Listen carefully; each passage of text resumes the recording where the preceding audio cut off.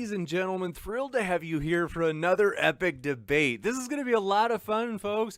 I am really excited to have these guys with us today. We really appreciate their time, just sharing their passion here with us, as a lot of channels would love to have them. So this is going to be a lot of fun. Want to let you know, all of the speakers, if you're listening today and you're like, I like that, I've linked them in the description just for you so you can hear more. And also, if it's your first time here, consider hitting that subscribe button, as we have a lot more debates coming up. So for example, you'll see at the bottom right of your screen, Dr. Richard Carrier will be coming on to debate Jonathan Sheffield on the resurrection on June 26th. So that should be a lot of fun. And we're a neutral platform. So in other words, we don't give any views ourselves as a channel. That's up to you folks to say who you think won or lost, or who was more persuasive.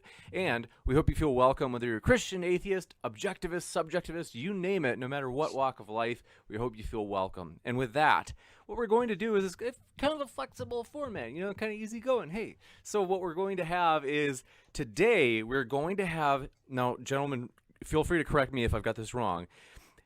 If I understand right, is it Brenton would be going first, and then is it Converse followed by Randal followed by 5x5, or was there a tweak?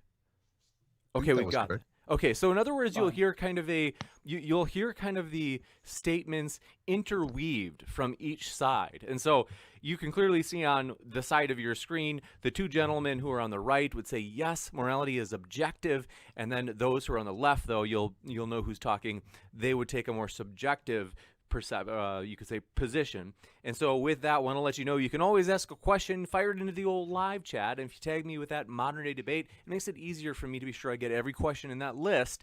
And super chat's also an option, in which case you can ask a question or make a comment, to which the speaker of course would get a chance to respond to, and it pushes your question or comment to the top of the list. So with that, very excited to get us rolling. Thank you so much, gentlemen, again for being here. I just want to quick say thanks and kind of greet you guys and say we really appreciate you hanging out with us. So thanks all four of you for being here. Very happy to be here. Thanks for having us. Absolutely. So with that, Brenton, the floor is all yours. Hey folks, my name is Brenton Lengel. I am a playwright, writer, comic author of Snow White Zombie Apocalypse and North to Maine, the first play ever written about the Appalachian Trail. The topic of debate tonight is objective versus subjective morality. The question being, which is correct?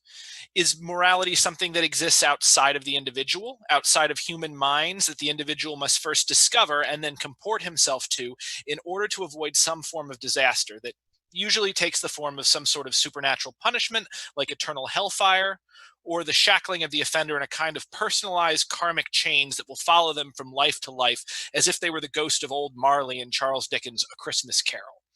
But in either case, the moral realist will argue that there is something outside of humanity that has written codes of behavior into the natural world itself, and that it is up to us to discover and obey them, or else. Now, to my mind, I find this line of inquiry to be a bit self-contradictory, because in my view, the objective and the subjective are mutually interdependent terms. You can't have one without the other. Without an objective world to exist in, a mind cannot have a subjective experience. And without a mind to experience it, the objective world either ceases to be or might as well have ceased to be. As the only reality that matters is the kind of reality that either can be or currently is subject to experience. And Buddhists like myself have been aware of this for millennia. Hence the popular Zen koan, if a tree falls in the forest and no one's around, does it make a sound? The answer, of course, is no. As without an ear to process the vibrations into sound, the terrible cracking that might have been heard and the thunderous crash that follows would be mere vibrations that may as well have never been. And thus, we can call the objective and the subjective dependently originate, as in two sides of the same coin. When people talk about morality being objective, what they tend to mean is, where is the line? How much of my will can I work on others in the natural world while ultimately still considering myself to be a good person? And when others in the natural world work their will on me, when have my rights been violated? When, if ever, am I justified in using force to restrict the free will of another? And when is it right to behave aggressively towards another person or another culture or nation who are engaged in practices that I find upsetting or abhorrent? So, when a person asks themselves this, first they look at the law, and yet intuitively they know that the law is unjust, as plenty of immoral things have been and will continue to be enshrined in human law. Then they look to God and the scriptures, and there seems to be an answer, but then inside the scriptures of nearly all religions, they find acts of extreme and excruciating barbarity, and absolutely no one seems to be able to agree on just what these scriptures mean, anyhow. Now, here's where the person gets frustrated, throws their hands up in the air, and often embraces a very basic and pedestrian form of moral nihilism. It's all just a bunch of superstition, they'll yell. I can do what I want, and everyone is more or less the same, and no action is any worse than another. And if they're a more compassionate person, they might opt to take no action or even refrain from making moral judgments altogether. And if they're a little more selfish and aggressive, they might say, might makes right. It's all about who holds the power. And this statement makes them feel very powerful, because obviously only the very dangerous and very powerful would argue that morality is dictated by the dangerous and the powerful. And this is a way for them to flatter themselves and signal this persona they have adopted to others who they hope will be very impressed, while simultaneously granting themselves license to ignore the voice of their conscience when dealing with others. This is the reason that this particular view of morality is very popular with adolescents and the occasionally socially stunted. Now, see, as this is all going on, however, every one of these people that I have just described is missing something very key. Namely, that the thing they are thinking of and speaking of isn't actually a single thing. Human morality, as it is practiced by humans, is more than just obeying the law. As the person who obeys the law, God's or man's, is a person to be feared, which is why lawyers, police, judges, and clergymen who present themselves in a similar manner often make people very uncomfortable. This is a person who has often turned off their compassion, who will give you only what you are owed and not one red cent more, and will always demand exactly what has been agreed to without regard for context or outcome. In short, this is a person who obeys and enforces morality out of fear, not genuine goodwill. And ultimately, their moral behavior comes from a very selfish place and thus is immoral. This is this is all to say that morality ultimately has individualistic, societal, and cultural components, and it is only through their confluence that a truly satisfying moral answer can be reached. This is essentially the trick at the end of Alan Moore's Watchmen, not only one of the greatest graphic novels of all time, but one of the greatest novels of the 20th century. And it's this trick that people can't get enough of and leaves them wondering about it deep into the night. Well, as a writer myself, I'm going to explain what Alan Moore did. I'm going to reveal the magician's trick. Moore created a moral question at the end of Watchmen by creating two characters, each standing for a school of thought within secular morality, namely consequentialism and deontology. One cares about the outcome and the other cares about rules and principles. And at the end, the consequentialist commits an act of mass murder, and in doing so saves the world from nuclear annihilation. The deontologist refuses to acknowledge the good that has been done here, the sacrificing of millions of lives to save billions, and as such resolves to reveal the scheme and undo the work, therefore nullifying the meaning of the sacrifice and putting the world back on a collision course with thermonuclear war. He is then killed for his troubles. And none of the characters can figure out what was the right thing to do, and neither can most readers. This is because they think of morality as a single thing rather than a dialogue, which is to say, real morality and real moral judgments are the results of the collision of competing and seemingly mutually exclusive moral drives. The answer at the end of Watchmen is to punish the deontologist, but leave his scheme in place. But Moore doesn't do this, because if he did, no one would be talking about the end of Watchmen. Because there isn't one answer to morality, and no one actually wants a single answer to the question anyhow. Because that's not what morals are. Morals are a cluster of mostly pro-social ideals that humans have developed through pressures of natural selection and cultural replication to aid us in our never-ending quest to connect and collaborate with one another.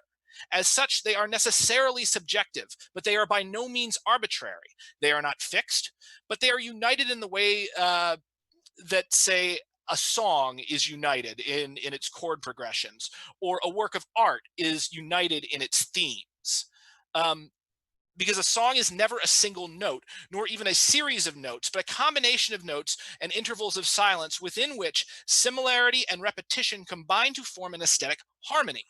And this is how we need to approach conversations on morality, because a fixed and rigid moral system cannot adapt to new and unforeseen challenges in a constantly changing world, while an arbitrary and highly individualistic moral system inspires no loyalty among its adherents and appears to all but those who benefit directly from it to be both unfounded and unjust.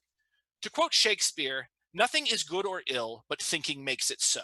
And as I have said on many occasions, we, as in humanity, thinking, conscious beings, are the only ones here, and so we'd better learn to live with ourselves. And a big part of that is realizing that there is no set system to cleave to that will bring about happiness and success. Rather, the battle between good and evil must always be waged within each and every conscious human heart. In summation, morality is a process. And if you want to be a person who is rightly perceived to have great moral character, you have to do it. You have to walk a path without a map, but guided by the stars of your own wisdom, reason, and compassion. So walk that path, and Godspeed. Thank you.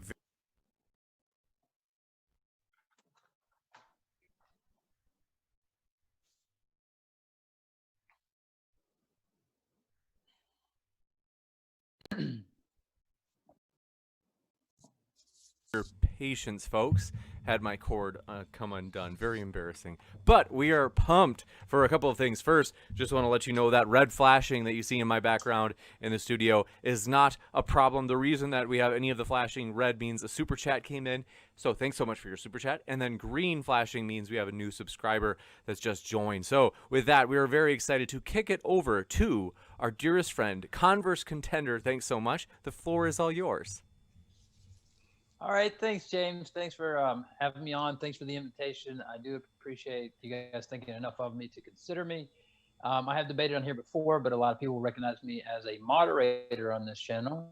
But as I said, I've been on here before debating multiple times. So I just want to start off by saying thank you to Brenton and to Robert for agreeing to this discussion.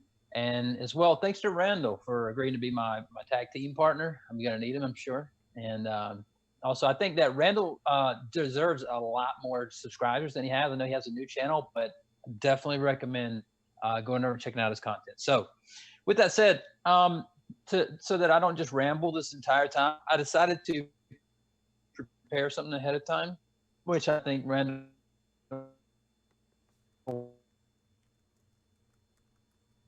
probably try and piggyback on. We discussed before, so I'm just going to lay out a brief argument real quick, and then I'll let Randall jump in. All right, so I want to start with the atheist philosopher Louise Anthony commented on this, and I like the way she puts it. She says, any argument for moral skepticism will be based on less obvious premises than ones for objective morals. And I think that includes subjectivism. I start with that to show that this isn't just theists versus non-theists, but rather many non-theists think some morals are objective. In fact, Brenton, is a Buddhist, and he is arguing for subjective morals tonight. So that should be an indicator of the diversity on both sides of the issue. With that being said, I want to argue 2 points that I believe follow from the moral progress argument. First, moral progress is the notion that we have improved or can improve from a previous moral position. Number one, is there moral improvement or just moral difference? What are we improving towards? If a statement is morally better, then it is an improvement. And number two, the second point is that reductios follow from not having an ultimate standard to improve towards. So for example, if God exists and has a nature that acts as a standard, and it is the case that not murdering, for example, is improving toward that standard, then not murdering is an improvement. But if subjectivism is true and morals are based on your preferences or some other, then preferences are always true. So for example, I believe that the murder of George Floyd was objectively wrong, meaning that even if everyone believed that it was fine, it would still be wrong regardless of human opinion or stance. If subjectivism is true, then the person that believes that that was wrong is correct, and the person that believes that that was fine is correct. You can disagree with either from your perspective, but it seems that those claims are just different, and not one isn't a moral improvement, because there isn't an objective standard in order to improve towards. So with that, I'll just wrap up by saying, think about this in justice.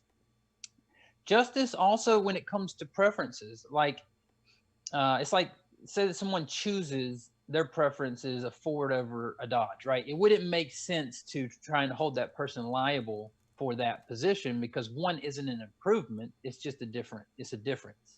And I'll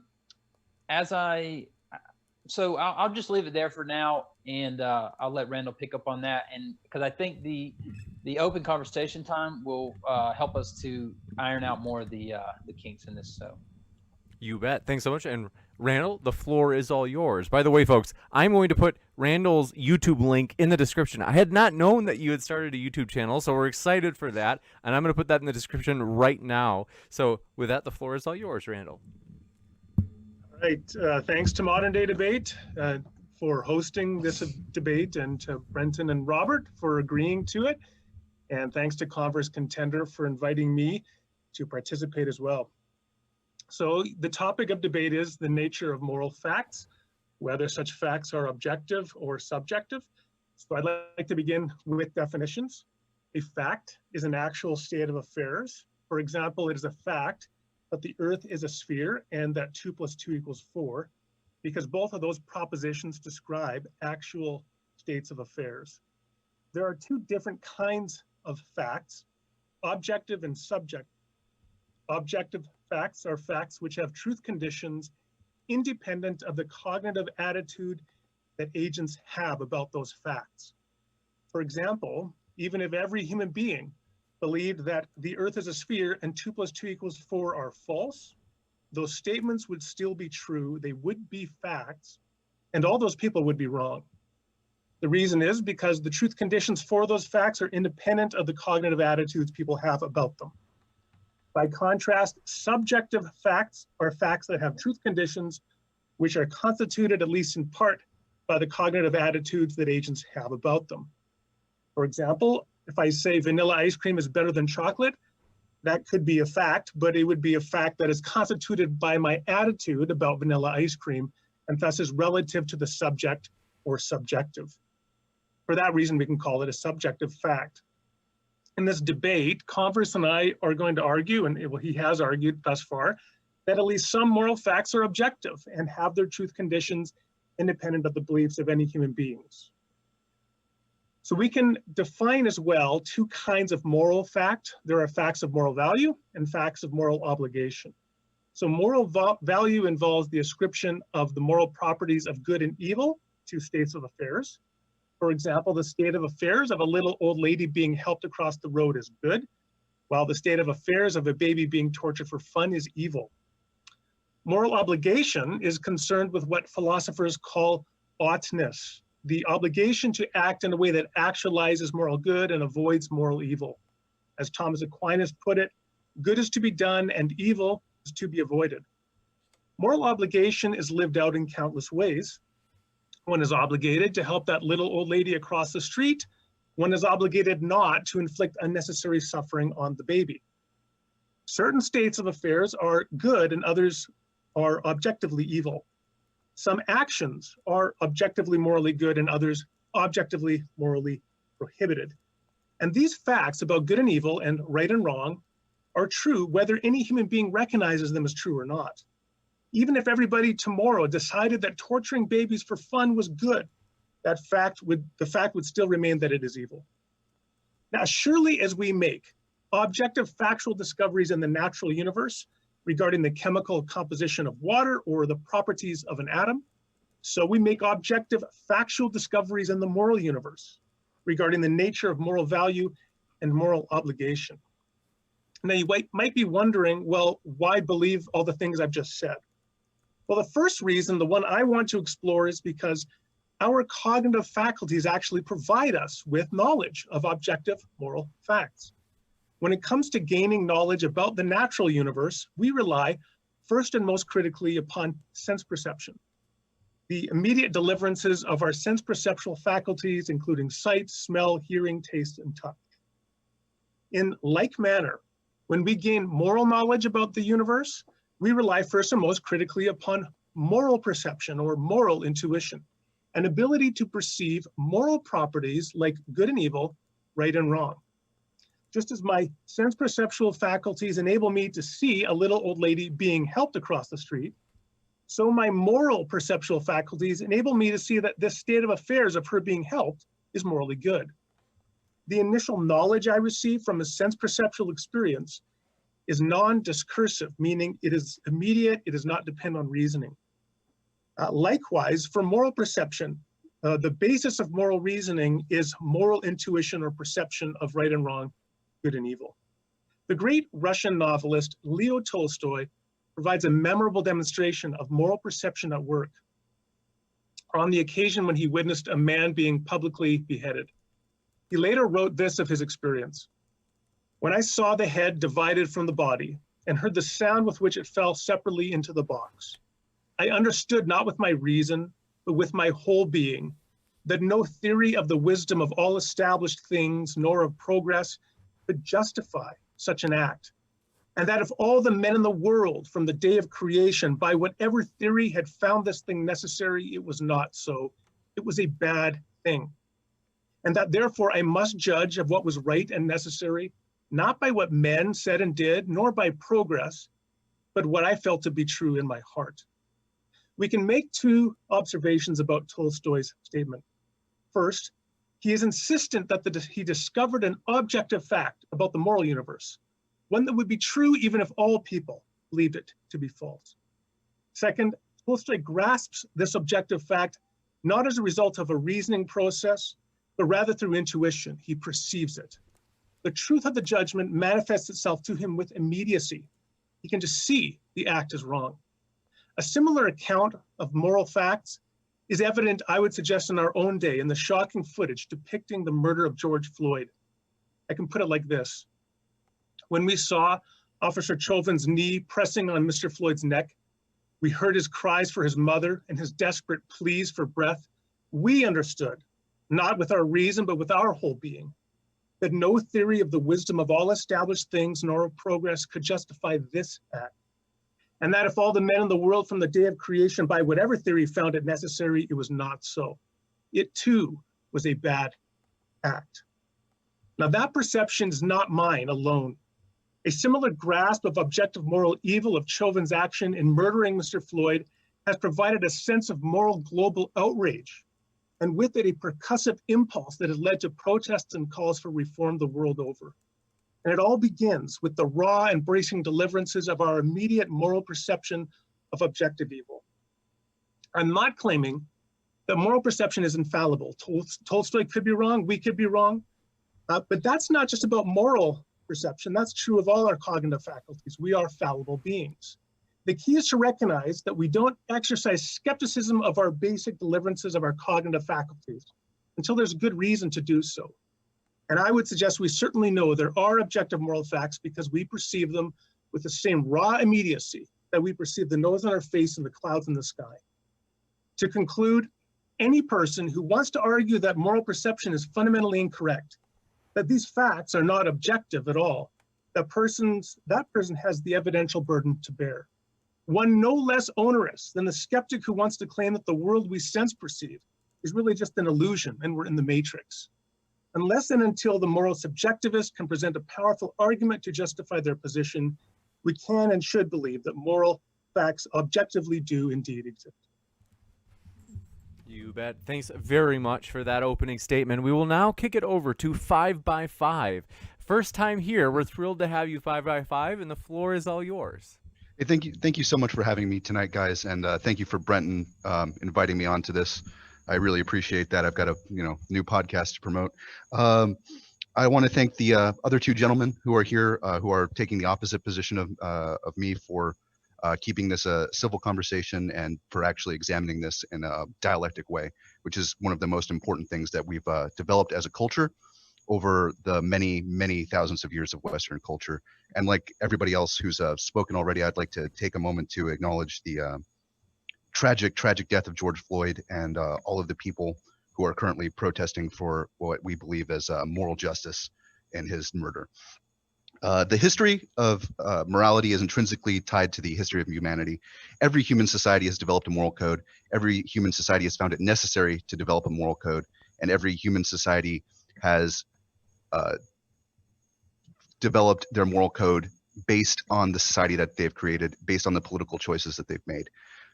The great political philosophers of the early liberal period, Hume, Hobbes, Rousseau, Locke, all talked about what they called a state of nature.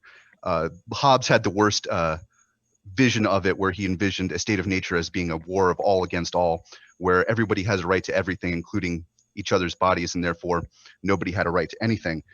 In that state of nature, Hobbes argued that there was no morality, there was no possibility of morality. But as we come out of the state of nature and form a society, Hobbes argues that we create a moral code, we create laws, we create the rights to individual bodies, individual existence.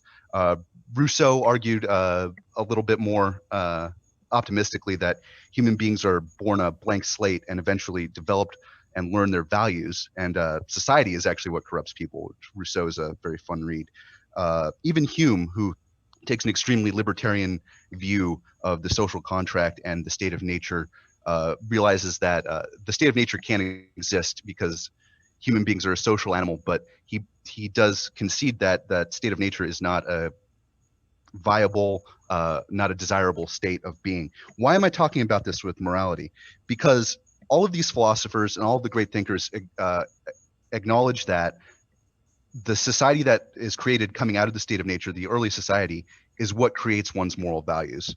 The great thinker Friedrich Nietzsche argued in the genealogy of morality that good and evil, good and bad, come out of what he calls a master-slave morality, which Nietzsche, if you've ever read him, is not only extremely depressing, but he's also extremely provocative in his language, which becomes problematic. But he argued that the original morality was both coming from the master morality, which was developed by the strong to oppress the weak, and that slave morality, which he would refer to as most of the morality that we hold today, which values compassion, intelligence, conversation like the one we're having now, comes from the weak imposing a system upon the strong. He also argues that that the original morality, guilt and bad conscience, which I'm paraphrasing from the German here, so please bear with me, come from an original sense of debt, because without a social system, Nietzsche argued that you would feel a debt to people for doing favors, or feel a debt for people for interacting with each other, which developed moral principles over time. We see from examining these thoughts that no, we don't actually have an objective moral truth. Morality is a function of the societies that we're creating. A particular system of values and principles, conduct, especially held by one specific person or society, is the dictionary definition that I found earlier, which I think is similar to the ones that have been talked over already. But those socially constructed things, we have a tendency to think that things that we've constructed as a society don't exist. Morality objectively does exist. The fact that it's socially constructed and changes over time doesn't mean that it doesn't exist and that we can't draw moral conclusions. George Floyd, to use the example that everyone seems to be, was murdered, but the act of killing him is considered murder because of the socially constructed value structures that we have in common as Americans. I'm very glad that everyone here, I think we're all Americans, is in agreement that that was a murder. But in another society, that might not have been the case. Randall, I'm sorry to use examples and other people's arguments that have already been used, but I feel that this is actually very illustrative. Randall used the example of torturing children as being an objective moral bad, but that hasn't always been the case. If you look back at certain societies, very famous one that a lot of people are probably familiar with because of a really terrible movie, 300, was Sparta. They viewed it as the highest moral good to torture children brutally for years to produce killing machines to subjugate the rest of the known world. That was viewed as a high moral good. And while, yes, we have made moral progress since then, and we can condemn that as awful, and we do realize that probably objectively that didn't build the greatest society, that was a socially constructed value judgment that was considered the highest goal of morality for those people. And the fact that we don't acknowledge that progress is actually, I think, an extremely harmful thing.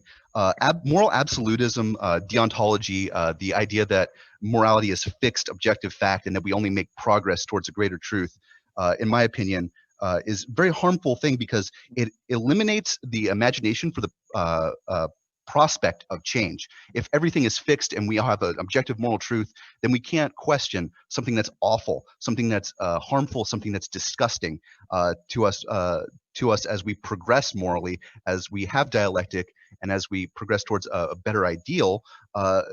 Saying that things are fixed eliminates the imagination for that. It eliminates the glorification of the moral progress that we've made since the awful society I just referenced, and it limits the imagination of people trying to think for moral change.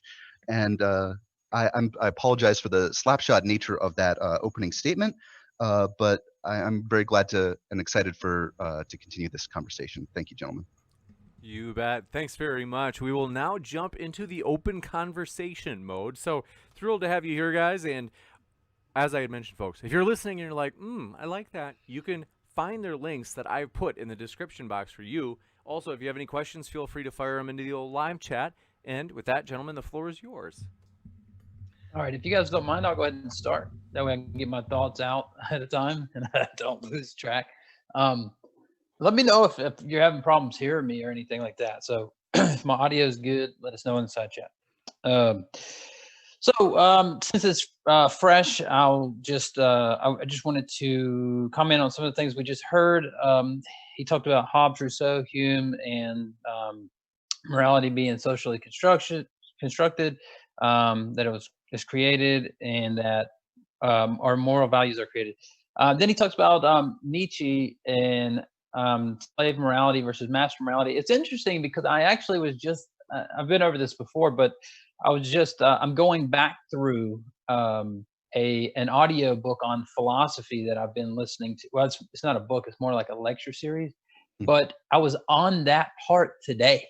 So oh, no kidding. It's really that you brought that up. Yes. So I just listened to it earlier, and you're right. You're exactly right that Nietzsche, he thought that, well, it's inherently, the slave morality is inherently wrong. And the reason why is because you should rise up and fight if you have some courage, and that kind of thing.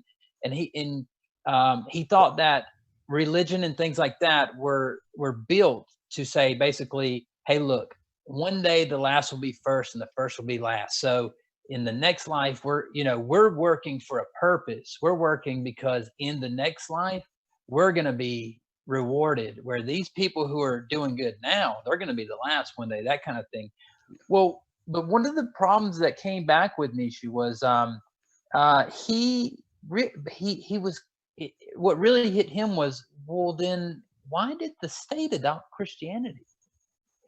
Because that was kind of a defeater for his argument, was that the master class shouldn't have accepted this slave mentality like Christianity, because he criticized it so harshly. And so that's one point that I would make, is that I think that he was incorrect about it, actually. And I think that we've seen evidence of that in history.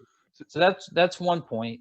But the other is that you said that George Floyd murder was wrong because socially we don't accept that, but it may have changed in a different culture, or it may have been different.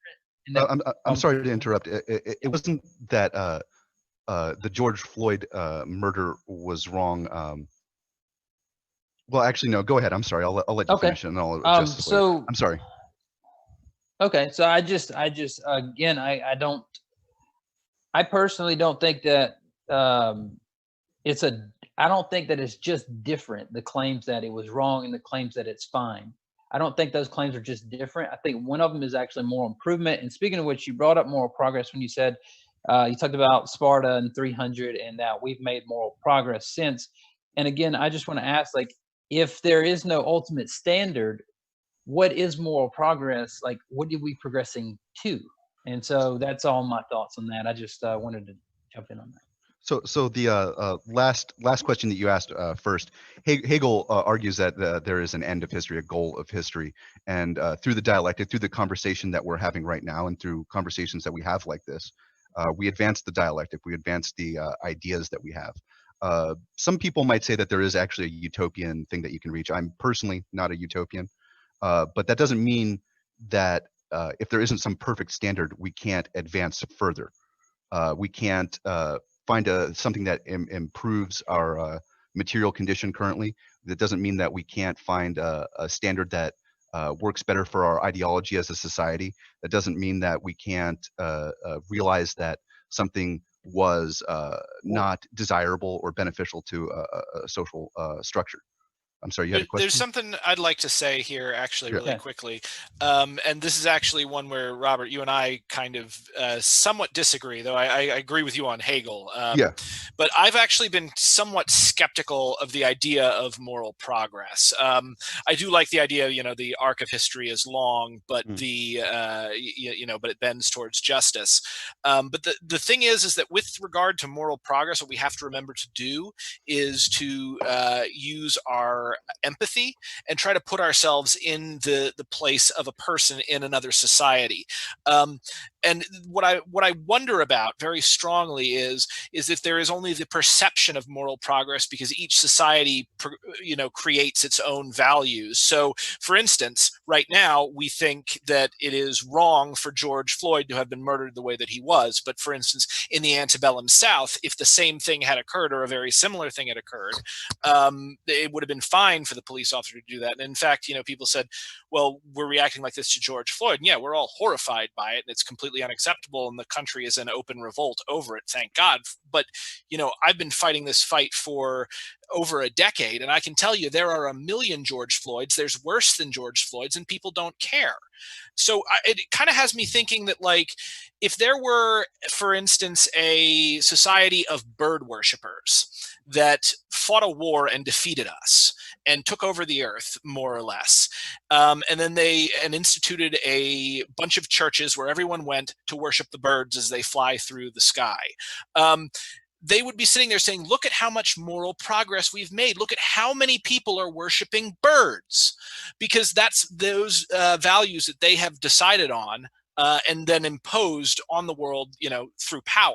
So is the sense of moral progress, I can see how it is true in a certain extent, but also, once again, like I keep hearing from... There's a lot to digest there. Yeah.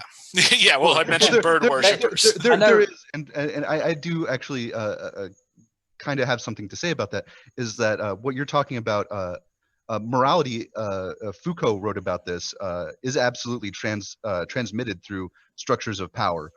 He wrote about the church, economics, so your work actually might transmit some sense of morality to you. Schools, all of these are actually centers of power that society exerts on you, and that society transmits moral goods to you through. And what you're talking about is a hypothetical society of bird worshippers. Hopefully it's a really cool bird, but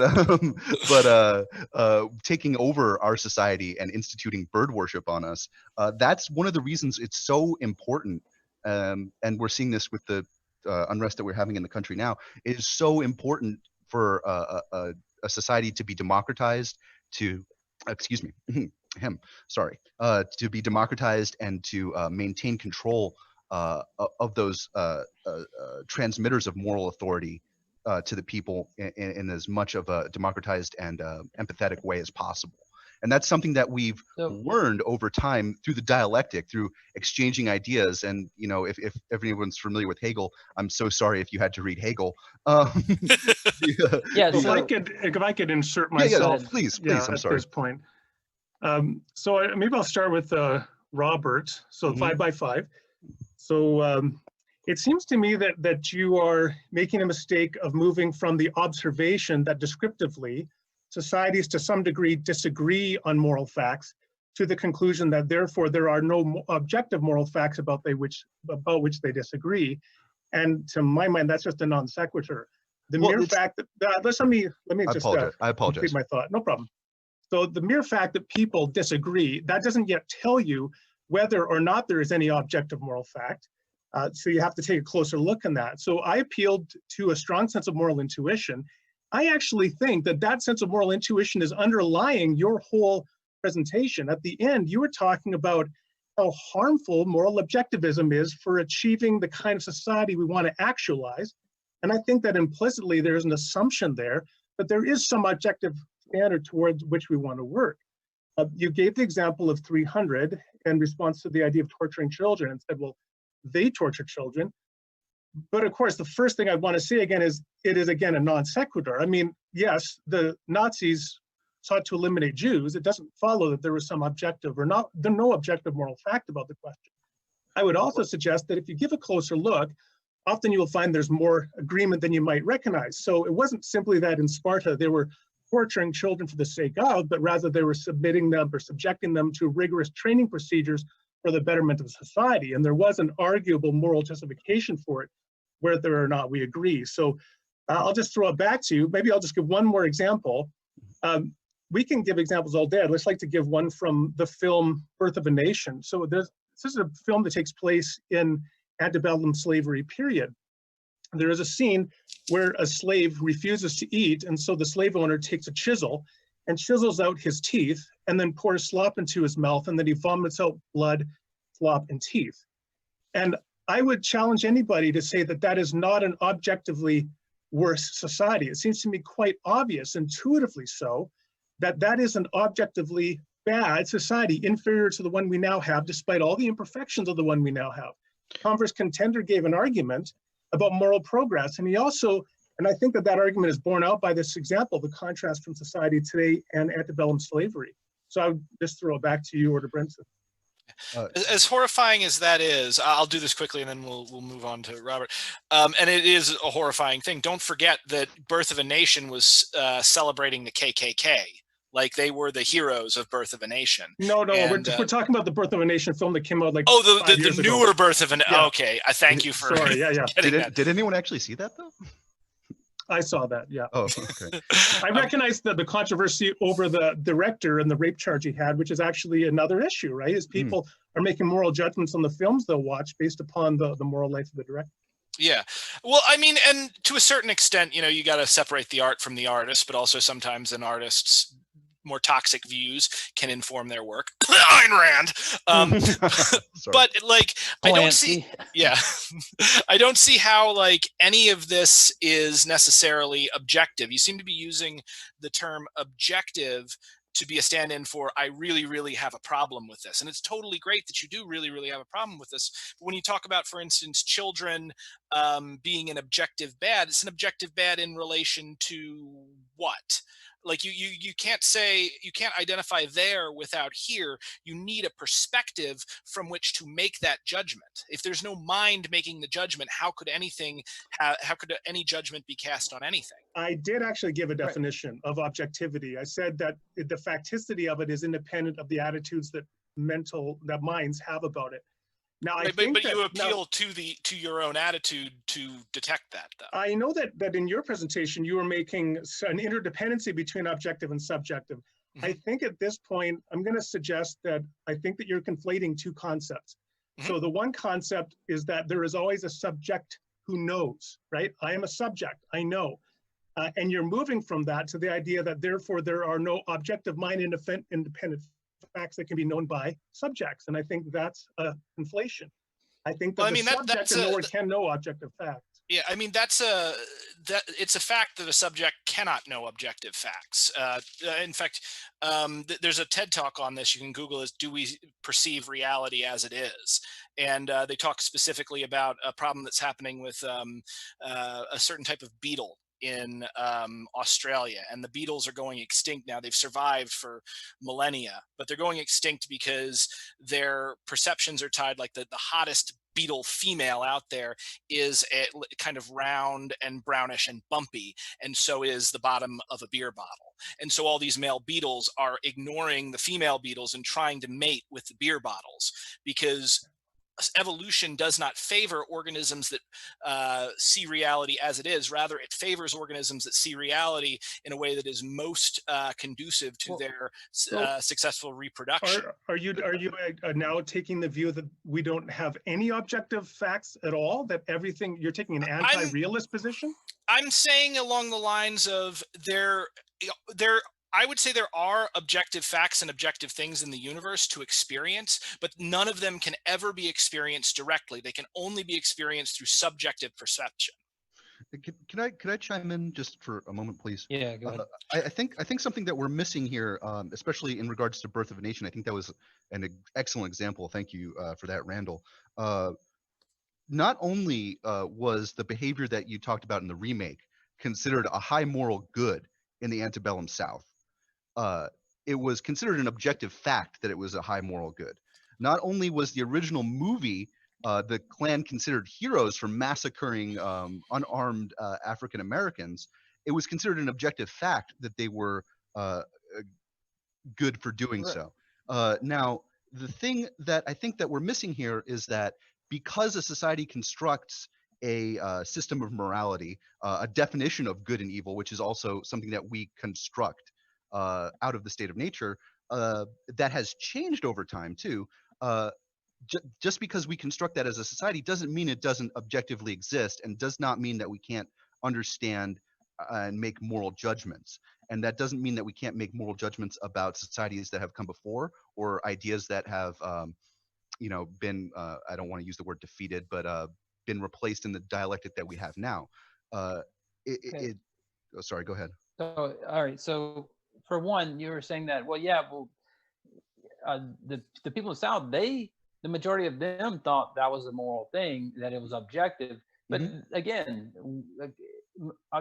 objectivity means that it doesn't matter if all of them believe that it was objective or great or whatever. It's completely independent of anyone's stance to that. So it's saying that even if an issue were, everyone thought that it was moral, it can still be the case that is not the case. Now, the second thing is, I have a quick question. How do we know that, though? Yeah, is there a way to detect it? Could somebody in the antebellum South have gone and run some sort of scientific experiment in a lab and said, "Oh, actually, these are people, and it's horrible to treat them as such"? Well, that's an interesting question. I mean, I don't know what natural, you're asking for, like a naturalistic way, like science to discover I mean, that? if it's in the objective reality, there should be an objective way to establish objective morality. You should be able to, I'm sorry. I'm sorry. If you're saying that something is objective, then it's an intrinsic law of the universe too. If you try to break a law of physics, that falsifies that law of physics if you manage to break it, or you're just not able to do it. If you take an immoral action that doesn't, nothing stops you from taking an immoral action.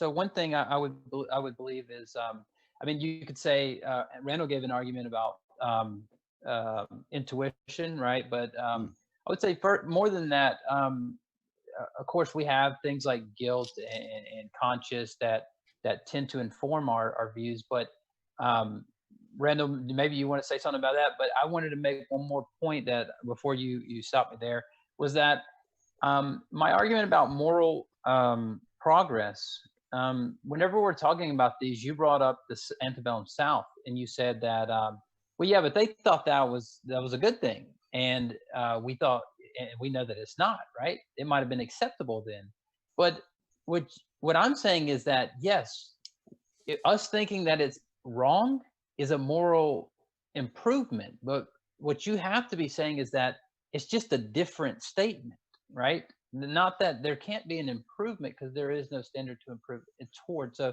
want to make that point. And Randall, if you wanted to pick up with what I was. Wouldn't the standard be our perspective?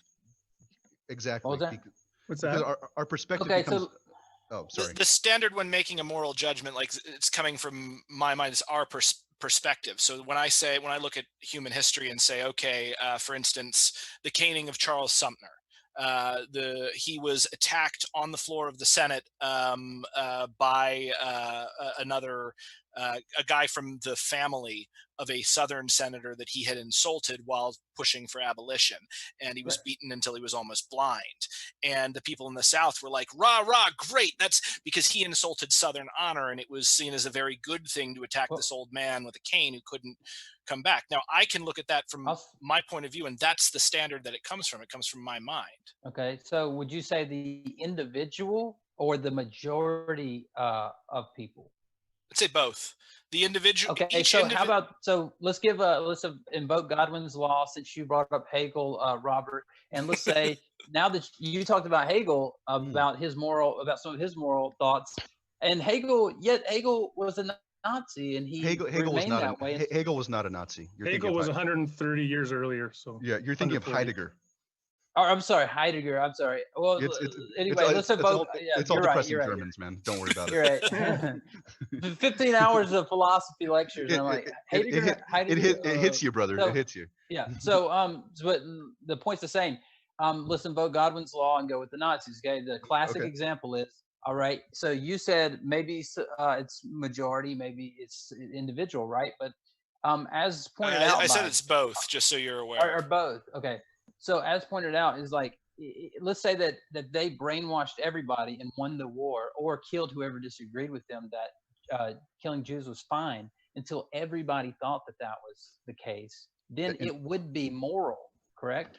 In that case, in the man who was the man in the high castle dystopia, we wouldn't be having this conversation, because we wouldn't have free speech, because we'd be living in a Nazi dystopia, which would be awful. Well, yeah, but that's the. But two, right, actually, that's the fallacy of John Leslie, right? That's the John Leslie fallacy. We wouldn't be living here if that were the case. Well, to address your actual point, if in some awful reality fascism dominated the entire planet, then I wouldn't find it moral. But in that society, the construct of morality that society would live under, they would believe that it was completely moral.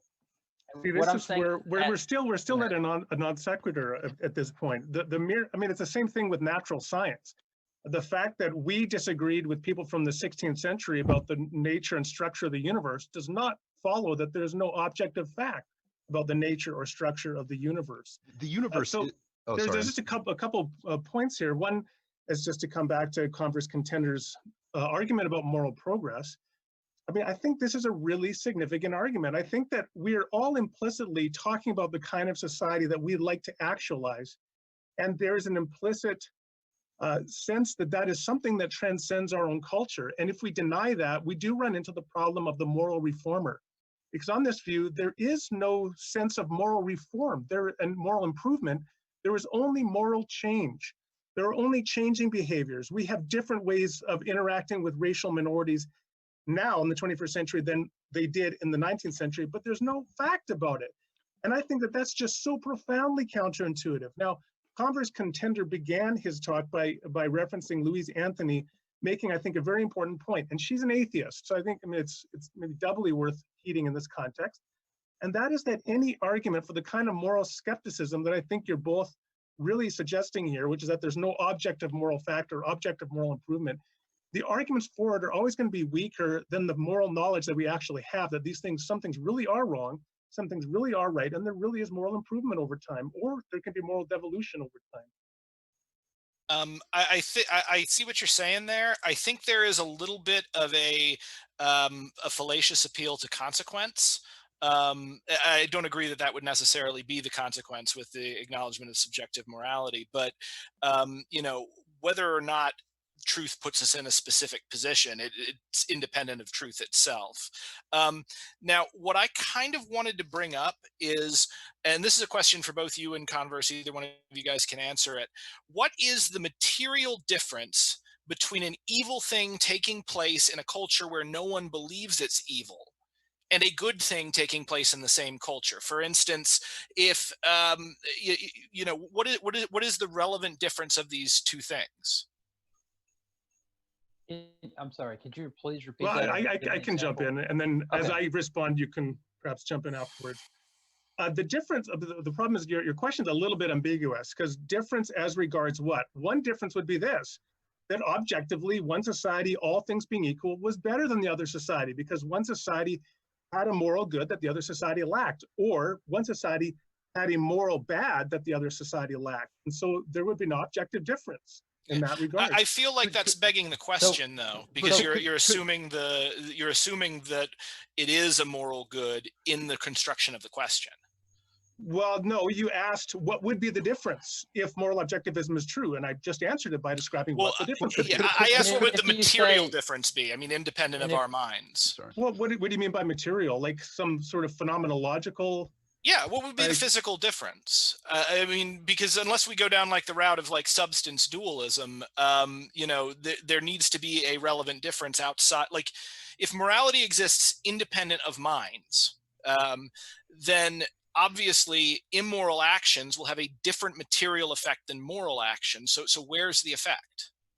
Well, so an evil act, like a woman being raped, that would have the act of exemplifying a property of moral badness within the society. And I was talking about that you perceive moral badness, and it's just that you can, through sense perception, you can perceive colors. So there would be a property that was exemplified in that society that was not exemplified in the society in which the woman was not being raped. Okay, I can see that, but also like using color, for instance, and I brought this up in my debate with that neo-Nazi JF. Like, the thing is that color itself, the perception of color, is heavily subjective. For instance, the ancient Greeks did not have the word for blue, and therefore, like, when they looked at the ocean, they didn't see blue. And if you look at the ocean now with blue blocker sunglasses, you'll see it the way they saw it, as quote unquote wine colored. And it does, it looks like red wine if you look at it with the blue blockers. We've seen studies where cultures that are raised without the ability to distinguish between blue and green literally can't, but can distinguish between different shades of green better than English speakers because of the language that they use. So, And if I could so I'm not sure. Oh, so go ahead, Congressman. You go ahead. So if I'm hearing you, so but let's think about that example, right? Like, what do you compare? How do you compare blue and green? You can't say, well, I like blue better, so it's better, right? Than green. But you can't, like, let's say that you're going to apply this ethic. You can't take somebody who picks a green, something green over blue and say, well, hold on, because blue is better, right? Like, it depends on the situation. Like, look at camouflage. You got jungle camouflage, and you've got like the navy camouflage. Well, sure, like, but it's like saying, well, 2 + 2 = 4, unless you add another 1. It's like, well, that's a different situation, of course. But to go back to the example that I gave, because right after we kind of switched. But Robert, I believe you guys both said that given the example I gave, that the Godwin's Law took place, and we had that I brought up, and the Nazis took over, or whatever, they won World War II, and nobody exists left except for people who agree with them. And I said, would that then be moral to kill Jews? Like, if everybody thought it was fine, and Robert, I know, but I guess you agree as well, said, well, in that society, not to me, but to that society. So yes, it would be moral. And my point is that to me is a significant reductio, that if by morality you can mean both that killing Jews is wrong, and that it also can be not wrong at the depending on the mind that perceives it, I think that's a relevant enough reductio for me to just say, you know, I think the way you're using the term morality is not the way that we typically use. So if that society, if the only transmitter of moral good was one that you're describing, then we would all agree on that, because that would be the only morality that would have been transmitted to us. The moral conclusions that we're all making, and I think that you and Randall disagree with me, I know, on this, but the moral conclusions that we're making right now are entirely predicated on the moral philosophy that's been transmitted to us, on the political ideologies that have been transmitted to us through society, and based on the collective conclusions that we've made through those structures. The difference between 2 + 2 = 4 and murder is wrong is that 2 + 2 = 4 is referring to an objective thing that exists. the number two and another two things together would be what we call four. But morality and all of the things that we construct in a society are completely constructed artificially, not in nature. Well, hold on a second, No, I because think you said the morality, numbers once were again, up. yeah. If hang on one second, if I can Yep. say something. So you brought up numbers, said they're objective, which, well, the concepts of numbers are what we use typically. There, you can't find an objective thing that's a number, right? You can have a thing and use a concept, but in the same way, that's what we're saying about morality, right? Because let's just say I give an example of God's law or God's nature being the standard. Let's just give that as an example. Mhm. That is objective in the way that you're using it, that there is the concept of God's nature or the standard, right? And that we use the concept to understand the standard. So, for example, if I were, but the actual objectivity of numbers, because numbers are just abstract objects, right? In the same way, that's how we consider God is in, we're in, not ma- thinking. in, I- I'm in mathematics, in the mathematical sense, when you're thinking theoretically, yes, numbers are artificial constructs that we've made to represent a phenomenon in the conceptual. universe. Yes. Yeah. However, if you take two objective things that we know exist and put them together, then you would have four things based on that construction. But morality is different in that it's completely socially constructed, and it's constructed by society, not by any. You can't prove an objective moral standard because it's completely constructed by society, and it will change in another society that's constructed differently. I think that there's a conflation there again, that what is constructed, to the degree you want to talk about that, are social mores, legal systems, but all of those are attempts to map onto what is objectively moral.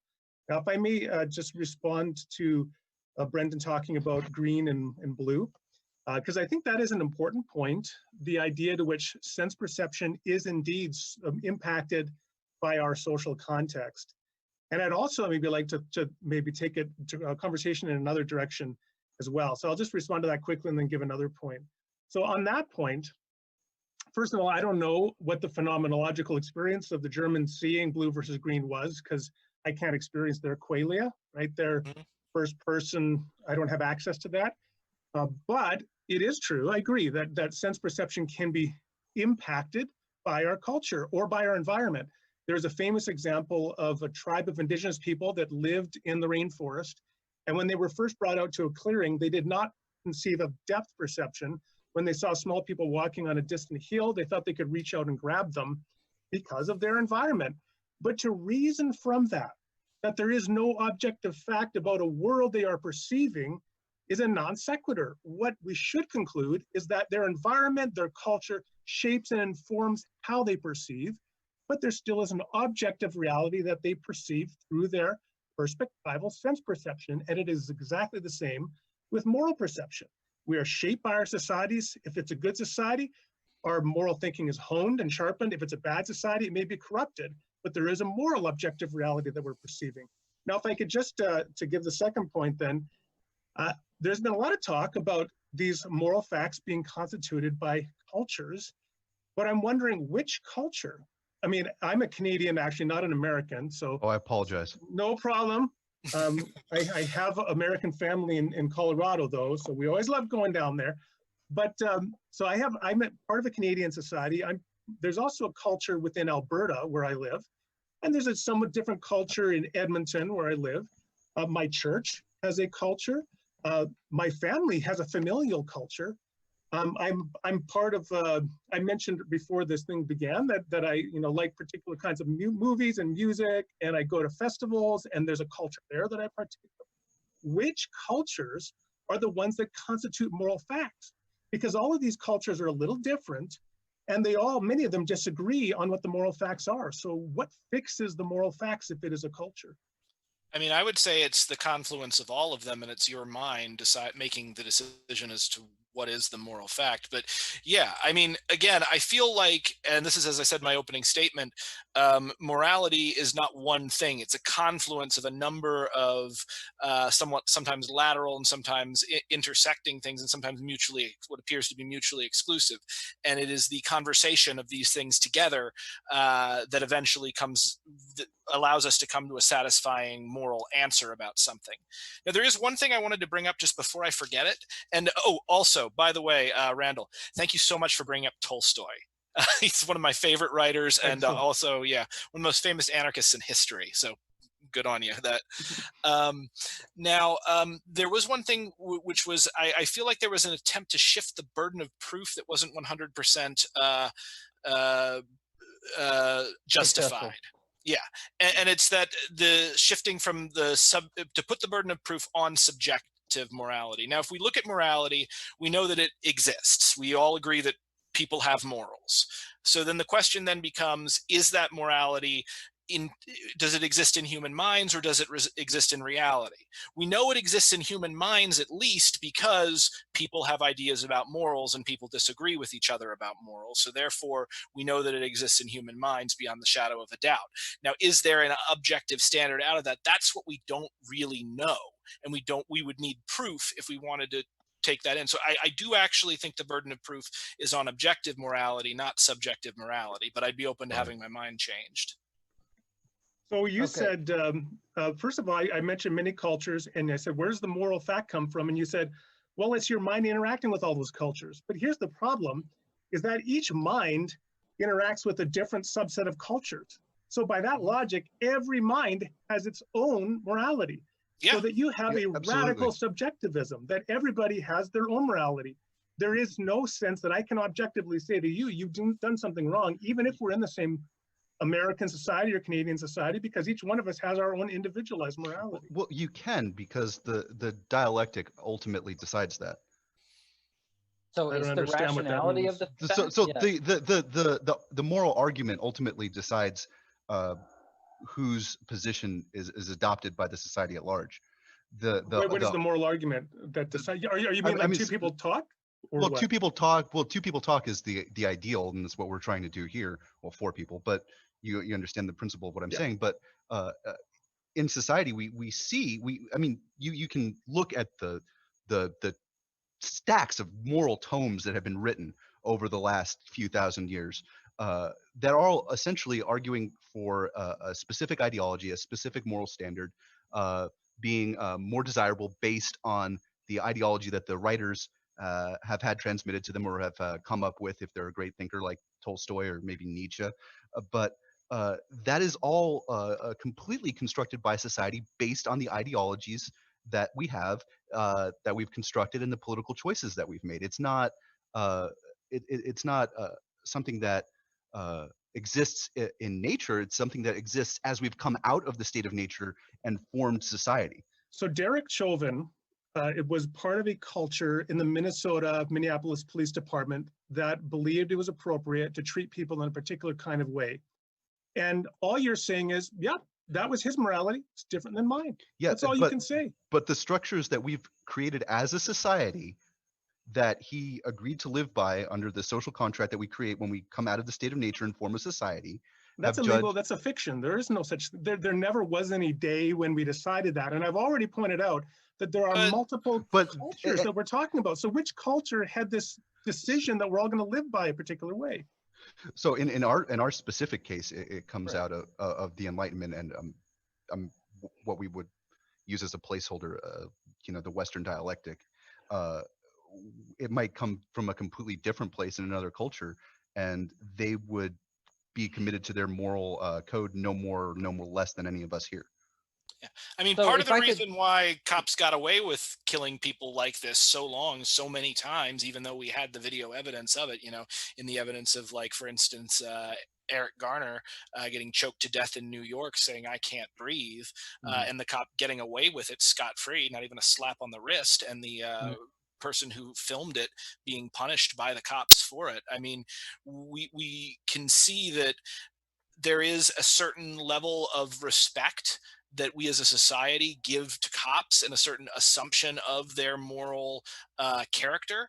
that let them get this far and this far out of what we would otherwise consider morality until it finally all came crashing down. Right, but hold on. So if I can make a couple of points here, because I think that I could maybe add some clarity to this. I do sympathize with Randall's last point that, yeah, so Chauvin was, it was this part of the society that shaped him, or the culture that he was in at that point. And your point is that, well, we've kind of agreed to the social contract, but that's kind of the problem, because think about it. When people step out of these social contracts that we've agreed on, right? You would just, if we've all agreed on them, then when people step out of them, you should say that that's morally wrong, right? But the problem is, let's think about Martin Luther King, right? I mean, he stepped out of line with what was acceptable. Think about the Nuremberg trials. When we went with Martin Luther King, he said, for example, well, how did he justify his claim? He wrote a letter and said, there's a law that's higher than the law of the state of Alabama. And then if you look at the Nuremberg trials, for example, when they went over there, whenever they had the trials for the Nazis, and they said we were just following orders as our culture, it was what we were part of. They didn't just say, well, you're right, so just get moving. No, they were saying there was something above cultural norms that is obligatory. And if I could just say something about Brenton's point, is that I didn't want to ignore your point about knowing objective morals, right? So, but I don't know if it's because we don't have that much time left. What you're getting at is epistemology, like how do we come to know something, right? And I think that would take us quite a long time, because I could, simply, just to give an example, I could say, well, revelation from Jesus Christ is, Well, hang on. Let me correct you really quick. I wasn't just want to let talking you guys know that we will go to Q&A in just a minute. Sorry to interrupt. Okay. Can I just, there's something I really wanted to bring up, and I haven't had a reason to, but this does need to come up. So there was a study done several years ago in 2009. So, geez, 20, almost more than 10 years 11. ago. And what they found was that when people were reporting, they would have people, they do a neuroscan on people and have them report their own feelings on an issue, God's feeling on an issue, and also another person's feeling on an issue. So like Democrats or Republicans or something. And what they found was within the parts of their brain that lit up, when they talked about their feelings and when they talked about God's feelings, the same part of the brain lit up. Whereas when they talked about other people, a different part of the brain activated. So it seems from the study, what it would imply is that when people are saying that they're appealing to God or some sort of objective truth, the brain is literally just going back and they're thinking about it themselves. Right, but you should know as well as anyone that those studies can be highly skewed. And I did see that study before. It's been brought to my attention. But as you should know yourself, with studies like this, I mean, it depends on, number one, who you ask, right? Number two, are they the sample group, right? Well, I mean, there could be problems with the study, but if you've seen it before, do you know any specific problems with the study that you can bring up? Definitely studies can be wrong. Well, it's, as you said, it's kind of an older study, so I haven't actually thought about it read about anything on it in the last years. So, but I have had it brought to my attention and looked into it. And I bring up other studies like that, but the opposite, similar to it at least, before, I got similar feedback from people who disagree with it. But the point is that I could easily say, well, Brendan, let's think about it. The reason why you disagree with me is because studies show that when you're confronted with a view that contradicts your beliefs, you tend to cling tighter to your beliefs. So that's why you're not accepting what I'm telling you right now. That's neither here nor there. I want to let you guys know that at some point, the rationale. At some point, if one of you is willing to defer to the other, giving them the last word, excellent. Otherwise, in about 2 minutes, I will have to forcefully take us into the Q&A. Okay, I'm going to jump in then greedily and just say something. A couple of things. I wanted to respond to Brenton when you said I've shifted the burden of proof, or we've shifted it. You remind me of George Barclay, And you may not mind that, but of course, George Berkeley tried to shift the burden of proof on the realist. For those who don't know, he was an idealist. He believed that we do not perceive a world external to our minds. There are only minds and ideas. He said, all we actually experience are our ideas, not a mind external to them. And it seems to me that you're trying to argue something similar, that all we perceive are actually our perception of moral facts, not objective moral facts out there. And I think the realist is on good grounds to reject both of those, because in fact, the vast majority of people intuitively believe that there is a mind external to themselves. And they also, most people are intuitive moral realists. So yes, I think the burden of proof is on you. Now, there is also some equivocation, I think, here, that you conceded that there's a radical subjectivism to your view, that, well, morality is perceived as the individual engages with multiple cultures and just decides for themselves. And yet you also talk about a social contract that somehow stands over that individual and judges individuals, and they're somehow obliged to conform to the social contract. And I think it's either one or the other. Either you create morality as an individual interacting with cultures, or somehow a culture imposes morality on you through a social contract. And if so, which culture is it? Is it, for me, Canadian culture, Alberta culture, the city of Edmonton culture, my church's culture? Not clear. I mean, I would say you conflated me slightly with Robert, because he was the one who was bringing up the social contract. For the record, I'm an anarchist, and I'm not an idealist, though I do have a lot of philosophical idealist. It really, like, if you want to know how I view reality, I would highly recommend checking out the philosopher Alan Watts. Yep. So I guess if James, if you want to end it there, or I've got. I hate questions, ending it. whatever you want to do. I hate ending it, but just because we could always go. There's always another rebuttal from one side or the other, so it might be a good chance to. And maybe during Q&A though, feel free if what your point was that you had on your mind, if it's relevant to a question, feel free to squeeze it in there too.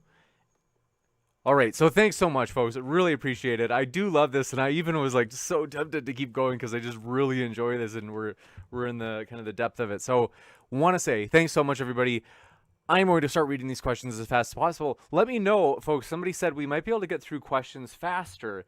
Someone said you don't have to say thank you to every single super chat. I've seen some where they just say thank you to everybody up front for doing your super chats, and now we're going to read through the questions. Bing, bang, boom. So let me know. I also at the same I just want you guys to know how much we really appreciate that support, though, and we will get into it. Steven Steen, thanks for your super chat. Says Converse Contender looks like a bearded Matt Damon. So true. I can see that. And that's objective. So, thank you very much. Let's see. Dwayne Burke, thanks for your super chat. Said objective, something that is 100% wrong. Subjective means, on the other hand, something that isn't 100% wrong. So there is at least a 1% possibility that child rape is okay. I can't accept even 1% that child rape is okay, though. Do you want to take this, or do you want Robert to take it? Robert, do you want to take it, or me? Okay, Robert's mic isn't on, so I guess I'll just go. So subjectivity versus objectivity has to deal with what you have subjectively decided to value. So for instance, if I subjectively value someone's autonomy and especially the autonomy of children to not be sexually molested, it's still 100% wrong. But it doesn't change the fact there is nothing written into the code of the natural world that forces me to say that. I say that because that is the morals that I have come to through reason, logic, and compassion. Gotcha. And thanks so much for your next super chat from, we don't have too many, so we're going to rock through these quick. And then we do have a number of questions, though, the standard questions as well. Wreck-It, thanks for your super chat, said, I'm glad I found your channel. Always interesting discussions. I enjoyed this one so much tonight, and I am so glad. I got to pass the enjoyment on to the speakers and say all credit to the speakers for making it fun. Roy Segal, thanks for your super chat, said, I teach babies with special needs and have worked with other special needs age groups. So how do I determine what is right or wrong in the behaviors they display? Does objective morality still apply to them? I think this Randall, you want to take this one or me? Yeah, of course. I mean, objective morality, if it's objective, it applies to everyone. Now, our ability to grasp objective morality is going to depend on our cognitive state and cognitive awareness. That includes both our age, right, and also our environment, how we're raised, as I said, and if there are some aspects of the human mind in an individual that are not functioning properly. I mean, the most egregious or obvious case is a clinical psychopath. A clinical psychopath is an individual that does not grasp moral facts as such. They can recognize externally moral facts and conform to them for their own benefit, but they do not perceive them as an experiential reality. And I would suggest that in the case of the clinical psychopath, that's a great example of showing how much most human beings have that they sadly lack. It's like a person who's colorblind, but in this case, as regards morality. But irregardless, morality exists. I mean, if it's objective, it's objective. You bet. And thanks for your super chat. Jake 4D says, you know what? It takes like not even a full second to say thanks for your super chat. I'm just going to keep saying it because it's like the person who said that is like, how much time would that save us? I don't think it would save that much. Okay, so Jake asks, we all have the same basic needs, i.e. avoiding harm. Group morality is about finding our communalities and developing shared morals or laws. And laws give us objective standards. This is not objective morality. Agreed. I don't think that people share some perception of morality makes it objective. I agree with that. Exactly what you said applied to the Nazis and all other groups that I think are objectively immoral. In fact, I mean, I like to use an analogy of, say, a video game. The creator creates the game, right? And the objective for the characters or the players in the game are to do X. If they are not to do X, they're just not following the standard that they were the purpose that they were created to perform. So I mean that's I can agree with the statement and just say that they're I agree with that. That's not a problem for us. If I could jump in on the end of that just for 1 second, that example that Converse just used of a video game is a good actual reason that morality isn't an objective thing, because in a video game, if you try to do something that the creator didn't intend for you to do, that is against the cosmology of whatever game you're playing, you can't do it. It's not going to happen. Well, but you can. Yeah, I'd have to disagree with that. Say that you have to, just say you're in Mario, right? And you're supposed to jump over a hole in the ground to reach the finish line or whatever, and you jump into it. You can obviously. And well, then the creator even if that intended were for the you case, in that I case could to be. accept. Sorry. The creator intended for you to be able to jump into that hole in the ground and lose your life in To that be video. able to, but the agency, right? The choice is a factor. So. But if it was a completely objective thing of morality, you wouldn't be able to. Well, you're talking about doing something that's intended, and I think it's a very, very, very lacking cosmological creator that would allow you to do something that it isn't in your interest or in the interest of the society. To I see your hand going up. My bad. No, one more point, James. I actually disagree with you on this. You said it's an entirely lacking creator that would allow for you to even have the possibility. Actually, I think let's just I think it's the opposite, right? I think that if you because I've heard the statement that an all-powerful God would allow free creatures. Well, is an all-powerful person capable or powerful enough to partially limit their powers in order to have free creatures to have their own will, for example, in order to interact with them? So I just don't think that's the case. I had a quick question for Converse here. So if we go by divine command theory, which is God says it therefore that is what is moral and what is not. Let's just say hypothetically God said child rape is great, now go do it. Would that make it moral? I think you started off with a straw man. So God says it, therefore it's moral. That's not what we claim. Okay. So that's one level. Is morality subject to the will of God? No. So God's nature is the standard in which morality is is measured, like infallible barometer or something like that. It's been given as an example. And when you do not fall in line with the nature of the one created, so let's just give it like this. So I think I know where you're going with that. If God changed its nature, would the nature of child rape be okay? If it because I assume if God is all powerful, God can change God's own nature. I've got to give the I last think word to the objectivists on this one, and then we'll go to the next question. Can I jump in on this one then? Yeah, go ahead. I mean, so two things quickly.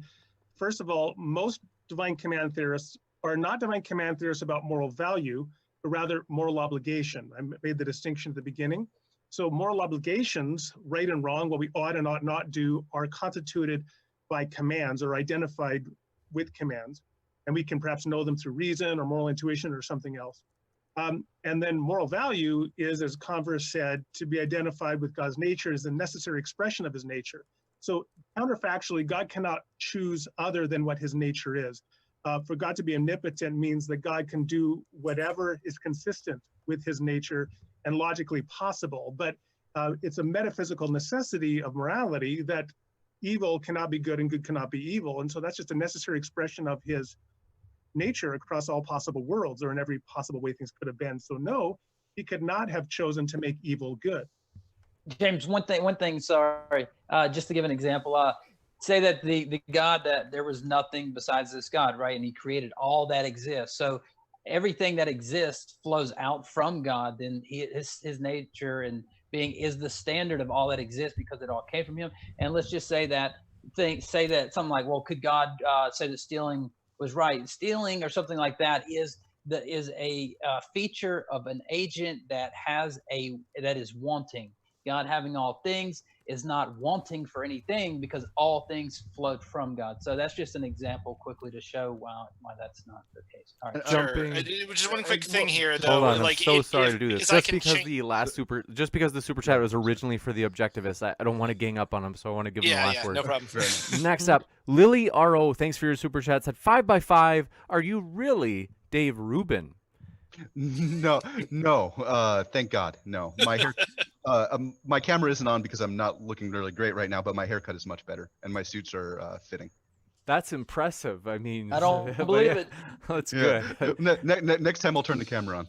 Next up, Jake 4D, thanks for your super chat, said, what is your culture? Everyone, then, that influences you. It is your country, it's your church, it's your town or groups you attend. To the degree you influence them and they you. You are their culture. This is maybe regarding the last thing from... Yeah, no, that's a very good way of putting it. Absolutely. I mean, maybe I misunderstood what was the point of that, or what was the question in that? I think the person who was asking the question was talking about the methodology of how we transmit culture to people and the structures which do that. So like your church, your friend group, your town, your church. I said church already. Excuse me. Your workplace. All of these things transmit culture, transmit ideas, and transmit things like moral philosophy to you. Yeah, we understand that, but I think what he was saying was, he was asking, like, where is the culture? What is the culture that is influencing me? What he was saying essentially was that you, Randal Rauser, that you are the culture of all of like you are the micro expression of the macro confluence of culture around you that then leads to the moral judgment. It's kind of like what Walt Whitman said, I am large, I contain multitudes. And that's the point actually I was making, that once we recognize that, then we're left with a radical subjectivism that each individual has their own moral code that is born of the radical confluence of cultures within that individual. I mean, they do, but it's just not just that. There's also the other institutions within society. There's the other individuals. There's the broad sweeping cultural movements that we all exist in. And sure, but it's all ultimately created by each individual. So what is right for Derek Chauvin is wrong for another particular individual. presumably for all of us. But Well, what is right for Derek Chauvin was also determined to be wrong by the broader society in which he existed. Right, but same thing with Martin Luther King is what Martin Luther King did was determined to be wrong by the broader society. It wasn't, though, because the Civil Rights Act was passed, and his argumentation and his not during his time, though. You're saying that later on, people with 2020 about a vision. year after his death, the Civil Rights Act was passed. But I'm talking about when he crossed the bridge, right? When he crossed the bridge, there was an outpouring of popular support in multiple states for him. Most of those people who were crossing the bridge with him were existing in the societies that were living under Jim Crow. And whether he was a great reformer or not is only a fact that could be answered on your view with respect to each individual making their own judgments with respect to the unique confluence of cultures within that individual. There is no transcendent moral fact, even for two individuals, on the view that you guys have defended. Well, I don't think there should necessarily be a transcendent moral fact, because there's nothing in the material world is fixed. Everything is in a constant flux of change, and as everything is in a constant flux of change, anything that would be transcendent through that would necessarily get to a point where it's completely outdated and wouldn't make any sense. But then on your view, there's no normative moral debates. We can't have a disagreement about morality because each individual is right with respect to the unique confluence of cultures within that individual. I mean, we can have Unless a my disagreement. interpretation is wrong. I think that the last super chat, maybe my interpretation wasn't on the same page as everybody else, but I think it was maybe more of a challenge to the objectivist. So I do want to kind of give them the last word, then move to the next question. Sure. And then So James, I'll just say one more thing, and short then we and can pithy. just move on. So Brendan, I heard in a debate you said on this guy's view on race, you said, as a Buddhist, I see your ideas on race as something of a religious. I have a religious law that I have to oppose. It seemed that you had some type of moral law that you had to oppose based on it. I just want to ask that quick question, if you. Oh, awesome! Yeah, answer. I would love to answer that really quickly. So essentially, and I meant to say religious duty. My brain screwed up there a little bit because I've been yelling. Well, maybe that was just a. No, it's fine. Religious law, it means the same thing. But so I am a Nietzschean Buddhist. I believe in the mystic law of the Lotus Sutra. And one of the things that for people who embrace this way of living and these values that I have, I am obliged to confront slanderers of the Lotus Sutra, which is to say, I am obliged to confront people who through their words or actions do something that denies the truth that each and every human being possesses the Buddha nature, and this Buddha nature can manifest within themselves within a single lifetime. So essentially, anyone that says anything that denies the basic inherent right to liberty, the right to dignity and autonomy that people have, that is something that I am religiously opposed to. But the fact that I came to this decision, I would say, is ultimately subjective, because I chose to join this religion and I chose to embrace those values. There's some objective stuff going in there with Buddhist cosmology, but that's beyond the scope of this. Must keep moving. We do appreciate James. Tioga. Thanks for your super chat. Said, let's see. James, please dye your hair pink. I'll think about it. Roy Seagal, thanks for your super chat. Let's see. They thought they're challenging Randall. They said they didn't give an argument why. They said they thought that your response to the objection where they brought up children with special needs and whether or not morality is objective for them as well. They said that they found your response, they said it's morally objectionable. I'm not sure. Maybe Randall, do you think, would you guess on why they might have, or are you kind of, I know they're not giving you much on why. They would need to explain what is morally objectionable. I said that objective moral facts exist independent of people. That's what I've taken the view of. Now, again, I said that everybody's going to have a relative grasp of those moral facts through a variety of factors, including their cognitive faculties, their culture, their development in terms of age and so on. So I don't know what the James, maybe I'll give an example I think may help. It may or may not. We'll see. But so say that a radio, right, depending on the strength of the antenna, may receive a signal, full signal, a partial signal, or no signal at all, right? It does not have any effect on whether there's an actual correspondence between that radio and the actual station. So while there may be special needs that has less of a signal, right? The objectivity has no bearing on the objectivity of the moral. Gotcha. And That thanks. might help. You gotcha. You betcha. And thanks for your super chat from Dave Gar, who said, this is an interesting one. And one of the final ones, they said, I'd be interested if the interlocutors could steelman their opponent's position. Also keep saying, thank you, James. That's the moral thing to do. Very nice. Thanks, Dave Gar. Okay, go ahead. I would love to do that, but I think I've talked quite a bit. Robert, do you want to take a stab at it? Like, do we actually want to do that? Do we have time to steelman the others' positions? Sure. Maybe one representative. I can from do each it pretty team. easily. I'd just say that the argument from the other side seems to be that, well, regardless of if people think there's an objective moral or not, cultures are typically what cultures and individuals are typically what decide on whether something's moral or not, and that if there is some objective fact of the matter, it needs to be shown objectively, and that there is differences between cultures only means that there are different morals. It doesn't have any bearing on whether we're right or wrong. Now, maybe that's not a steelman, but you can tell us if that was correct or not, I guess. Do you want to take that one, Brenton, or? Why don't you take that one? Like I said, I've talked a lot. Yeah. So I'm not very good at steelmanning positions. Okay, I can do it if you don't want to do it. I'm just not good at taking positions I disagree with. It's a flaw of mine. All right. Well, why don't you let me handle it then? I'll do it real quick. Okay, so the thing that I'm getting from the moral objectivists here is that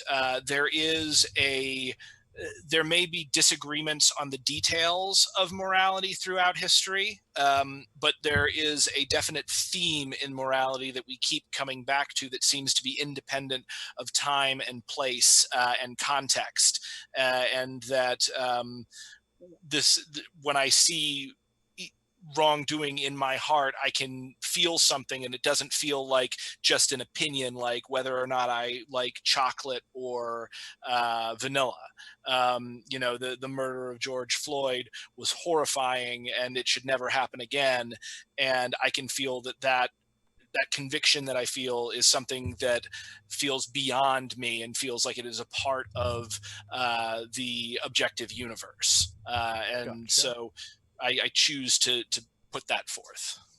And thanks for your super chat, Jake 4D, who says laws are simply largely agreed upon and codified moral statements. Societal mores change ahead of laws. This is why we stand up protesting for change, such as Black Lives Matter. I would just say that laws, social mores and laws are, again, attempts to approximate what the good society is, to exemplify or model a society on what we believe to be objectively a good society. And I believe in more respects than not, 21st century America is a more just society than 19th century America. John Rawls had a famous thought experiment for this about being in the original condition, which I think is quite a legitimate insight. So the idea is, all things being equal, if you didn't know how you'd be born into a society, you didn't know what your gender would be, you didn't know what your ethnicity, your socioeconomic status, your ability versus disability, what it would be, would you rather be born into America in the 19th century or the 21st century? And I think clearly we would rather be born to America in the 21st century. And that's evidence that America in the 21st century is a more just society. And that's an objective fact, not a subjective one. We must just keep moving. Thanks for your super chat. Really appreciate it. From Tioga says, thanks, Converse. Let's stick together. I've got a fan, I guess. Okay, next up, thanks for your super chat. Gabriel K, appreciate it, says, Alan Watts is a cult that didn't make it. Be very careful to buy in any ideology. If the message is sweet, you might not taste the poison. I would say that Alan Watts is he's a poetic speaker. He talks about Eastern religions. I mean, although that could be possibly true, I can agree with Brendan that sometimes on a list now and Watts, I can pick nuggets out and just say, oh, that's a great principle, right? Like I can read a Buddhist principle and say, makes sense. I can read anything, you know, like if you reap what you sow from the Bible, right? And then you read karma from, you know, Buddhism or something like that. You're like, well, hold on a second. It's not about the personal, it's about his ideas, right? So Gotcha. If I could chime in on that one for just 1 second, that's kind of why it's so important to maintain a democratized ideology and to subject all of your, excuse me, I'm so sorry, to subject all of your ideology and all of your ideas to the dialectic and to have civil conversations like we're having right now, to subject your ideas to examination. Otherwise, you do fall for charlatans. Gotcha. Yeah. I mean, what I would say is I think Alan Watts is one of the only public intellectuals who's really worth a damn, like maybe Chomsky, but even he doesn't really get close to Alan Watts from what I've noticed. Now, if he was a cult, he's a cult of one. He didn't really have followers, and he didn't attract them or attract a movement like in the sense of like L. Ron Hubbard. You know, he definitely had his flaws. He wasn't a great father, unfortunately. Neither was Shakyamuni Buddha. I appreciate his philosophy, and I really appreciate his ability to explain Eastern thought in a way that Westerners can understand. But I don't agree with everything that he says. Gotcha. And last, before we wrap it up, we do have a Patreon comment from Brian Stevens, who also says Matt Damon looks like an unbearded version of Converse Contender. So very nice. Full circle. Yes, it is. Thank you, folks, for hanging out with us tonight. And most of all, thanks for our speakers being here, hanging out with us tonight. It was a really fun conversation. Hope you all enjoyed it. And want to remind you one last time, I put all their links in the description box, including Randall's YouTube channel, which we just learned about tonight. So you can check out any of these four gentlemen. And thanks again to these four gentlemen. Really appreciate you guys being here. It's been a true pleasure. Thank you. Thank you very much. And thanks for the other speakers.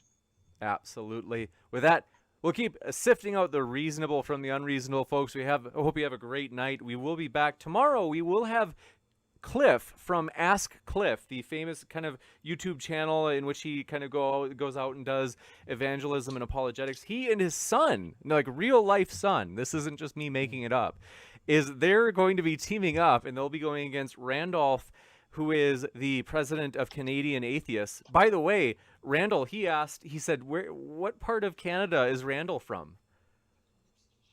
Edmonton, Alberta. Gotcha. That's why you sound like Jordan Peterson. No, well, he's from Toronto, so. Oh, he is? We're about 5 days drive away. Oh, okay. So then I'm just racist. All right, thank you. Well, apparently I sound like Dave Rubin, and as a New Yorker, I'm deeply offended and saddened by that. But poutine is gross. Just that's an objective fact. I don't That actually being said, disagree. it is objectively wrong if you did not subscribe to Modern Day Debate. Absolutely. Appreciate it. It's been a fun time, folks. And so, yes, that should be a good one tomorrow night on whether or not it's reasonable to believe in Jesus as one savior. So we'll have two atheist guests. Jim Majors will be back for the first time in a while, and he will be partnering with Randolph. So should be a lot of fun. We hope you guys keep sifting out the reasonable from the unreasonable. Take care and have a great rest of your night or day, wherever you are.